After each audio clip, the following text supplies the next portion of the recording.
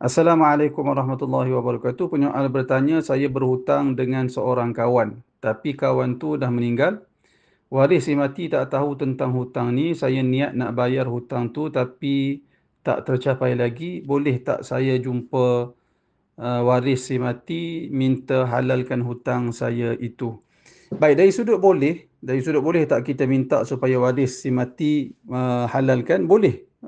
Dari sudut boleh tak kita minta? Boleh. Tetapi sama ada nak menghalalkan ataupun mereka nak semula wang yang dipinjam, itu adalah hak waris si mati.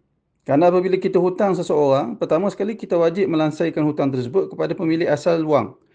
Tetapi apabila pemilik asal wang tersebut telah meninggal dunia, wajib ke atas kita memulangkan wang yang kita pinjam kepada ahli waris. Wajib, bukan sunat, wajib.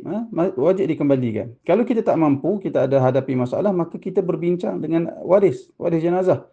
Sama ada kita bincang dari sudut kita minta tangguh, ataupun kita bayar secara ansuran, ataupun kita minta halal. Tapi bila kita minta halal, kita tidak boleh mewajibkan ahli waris menghalalkan harta tersebut kepada kita, kerana wang itu adalah hak waris, bukan hak kita. Setelah seseorang meninggal, maka harta dia adalah kembali kepada waris. Jadi kita boleh minta halal tapi terpulang kepada kepada waris, sama ada mereka nak menghalalkan atau mereka nak semula wang yang kita pinjam.